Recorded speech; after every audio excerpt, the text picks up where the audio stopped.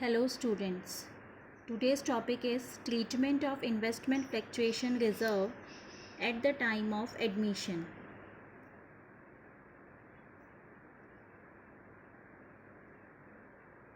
At the time of admission of a partner, if there is reserve in investment fluctuation,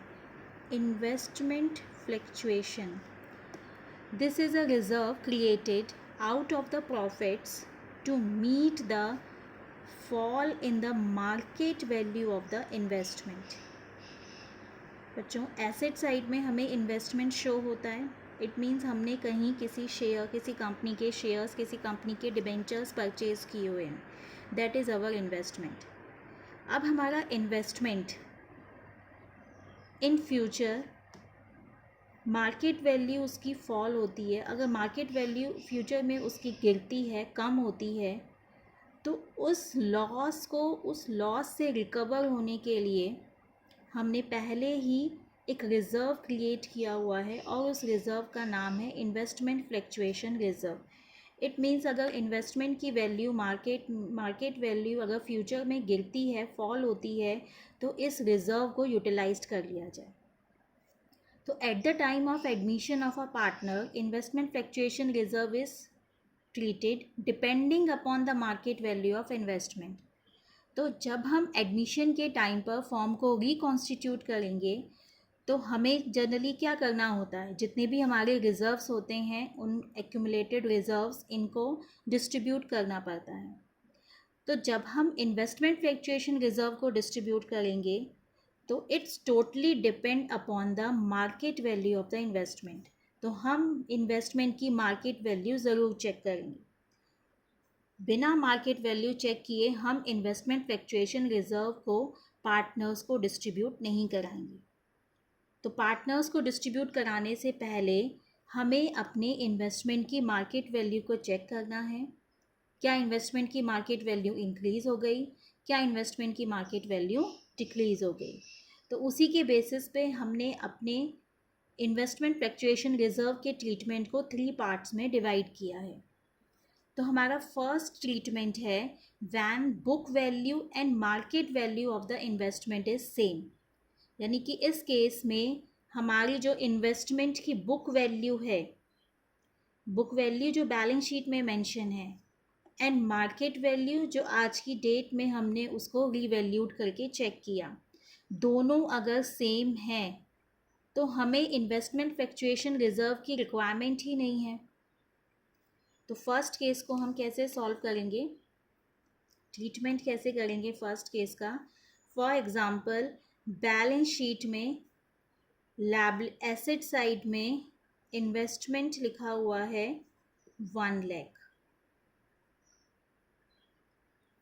there is a investment rupees 1 lakh and investment fluctuation reserve जो हमने इसके लिए create किया है that is 10,000.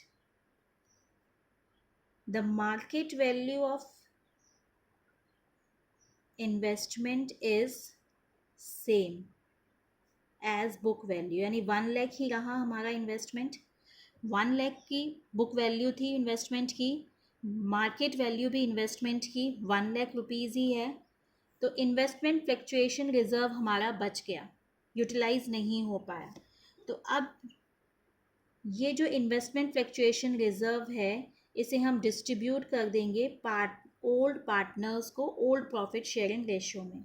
तो क्या general entry बनेगी, investment fluctuation reserve account debit to old partners capital account. यानी 10,000 रुपीज़ हम ओल्ड पार्टनर्स को ओल्ड प्रॉफिट शेयरिंग रेशियो में डिस्ट्रीब्यूट कर देंगे क्योंकि इस रिज़र्व की हमें रिक्वायरमेंट ही नहीं हुई. Now come to the second case. When the market value of investment is less than the book value. अगर हमारी इन्वेस्टमेंट की मार्केट वैल्यू बुक वैल्यू से कम हो जाती है तो हमें रिज़र्व की रिक्वायरमेंट होगी. अब उसमें भी 3 कंडीशंस हैं.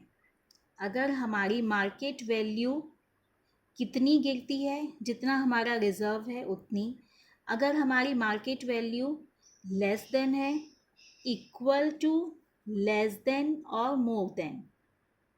अगर हमारी मार्केट वैल्यू इन्वेस्टमेंट की डाउन होती है, जितना हमारा रिजर्व है अगर उतनी डाउन होती है, जितना हमारा रिजर्व है उतनी डाउन होती है, जितना हमारा रिजर्व है उससे कम डाउन होती है, या जितना हमारा रिजर्व है उससे ज़्यादा डाउन होती है, तो we have three conditions, less, equal and more. तो हम इसको एग्जाम्पल के थ्रू समझते हैं। Case number 2, B part. यहाँ पर कह रहे हैं the market value is less than the book value. Book value से कम रहेगी यहाँ पर मार्केट वैल्यू। तो market value less than book value.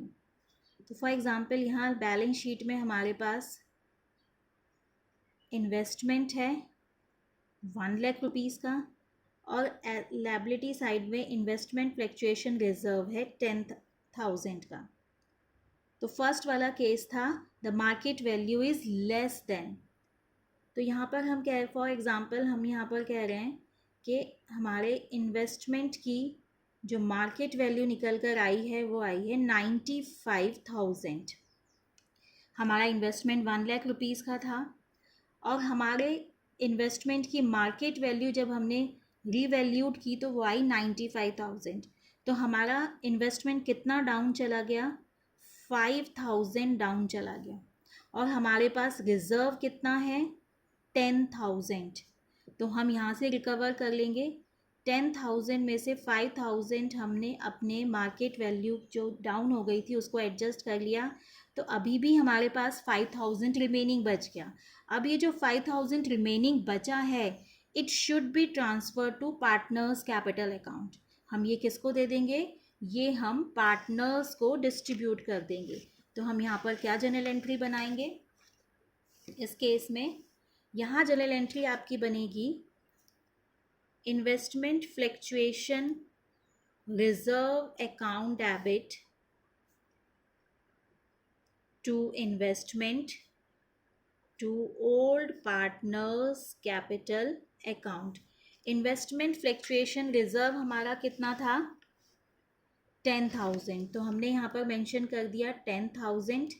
हमें इन्वेस्टमेंट की मार्केट वैल्यू 95,000 थी, तो हमने कितना यूटिलाइज़ कर लिया इन्वेस्टमेंट के लिए 5,000, तो हमने यहाँ पर मेंशन कर दिया 5,000। रिमेनिंग कितना बचा हमारा 5,000। It should be distributed to old profit sharing ratio. ये ओल्ड प्रॉफिट शेयरिंग रेशो में ओल्ड पार्टनर्स को डिस्ट्रीब्यूट हो जाएगा। अब सेकेंड पॉइंट है इसमें equal to investment fluctuation reserve, यानी equal to investment fluctuation reserve. अगर मार्केट वैल्यू इतनी डाउन हुई जितना हमारा इन्वेस्टमेंट फ्लक्चुएशन रिजर्व है। अब इस एग्जांपल को हम सॉल्व कर लेते हैं। इन्वेस्टमेंट फ्लक्चुएशन रिजर्व हमारा 10,000 है। सेम वही एग्जांपल लेंगे। इन्वेस्टमेंट की बुक वैल्यू हमारी 1,00,000 है। अब जो मार्केट वैल्यू निकल कर आ रही है इन्वेस्टमेंट की, वो फॉर एग्जांपल 90,000 है। तो ये 90,000 10,000 यूटिलाइज़ करना पड़ेगा, यानी हमारे इन्वेस्टमेंट की वैल्यू कितनी डाउन हो गई 10,000। तो ये जो 10,000 रुपीज़ हैं इन्वेस्टमेंट फ्लक्चुएशन रिजर्व के, ये पूरे के पूरे यूटिलाइज़ हो जाएंगे इन्वेस्टमेंट के लिए। तो यहाँ पर हमारे पास कुछ भी रिमेनिंग नहीं बचेगा, पूरे 10 के 10,000 हमारे यूटिलाइज़ हो जाएंगे। तो हम यहाँ जनरल एंट्री बनाएंगे investment fluctuation reserve account debit to investment, यानी हमारी जो इन्वेस्टमेंट की मार्केट वैल्यू उतनी ही डाउन हुई है जितना हमारे पास रिजर्व हमने बनाकर रखा था। Now come to the third point. Third point है when fall in value more than the investment fluctuation reserve, यानी इस केस में इतनी वैल्यू डाउन हो जाएगी मार्केट वैल्यू इन्वेस्टमेंट की, जो हमारा रिजर्व है उससे भी ज़्यादा डाउन हो जाएगी। तो इसको भी हम इसी सेम एग्जांपल से कर लेते हैं। इन्वेस्टमेंट फ्लक्चुएशन रिजर्व है हमारे पास लायबिलिटी साइड में 10,000, इन्वेस्टमेंट हमारे पास एसेट साइड में है 1,00,000। Now the market value of investment is 85,000। तो हमारा इन्वेस्टमेंट कितना डाउन चला गया 15,000 डाउन चला गया, जिसमें से हमारे पास रिजर्व कितना है 10,000 जो हम यूटिलाइज कर लेंगे। हमारा इन्वेस्टमेंट डाउन चला गया 85,000, तो 15,000 डाउन हो गया। रिजर्व हमने यूटिलाइज किया 10,000 का, अभी भी रिमेनिंग 5,000 की रिक्वायरमेंट है।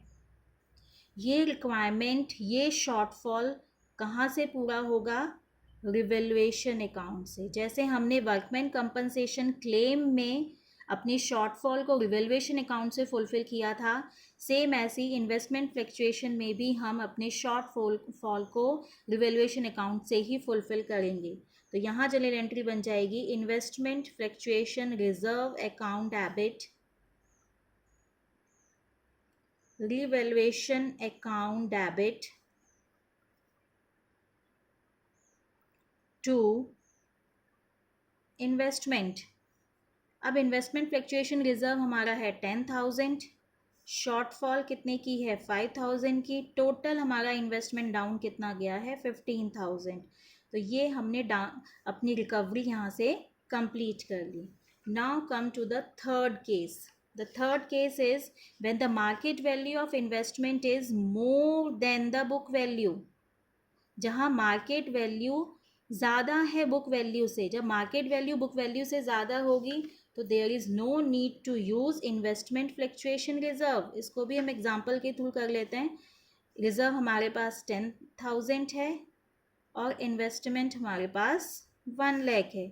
Now our market value is more than our book value. Market value हो गई हमारी 1,10,000। तो हमें इस रिजर्व की रिक्वायरमेंट ही नहीं है, क्योंकि हमारा इन्वेस्टमेंट डाउन नहीं है, अप जा रहा है। हमारा इन्वेस्टमेंट फ्लक्चुएशन रिजर्व 10,000 है, इन्वेस्टमेंट 1 लाख है और हमारी मार्केट वैल्यू हो गई उसकी 1,10,000। तो it means there is no need of reserve. तो investment fluctuation reserve is distributed to old partners capital oblique current account according to the nature of capital. It should be a capital account or it should be a current account, and distributed in old profit sharing ratio. So this 10,000 of reserve is distributed to the partners because there is no need to use, no need to utilize, because our market value of the investment is more than our book value.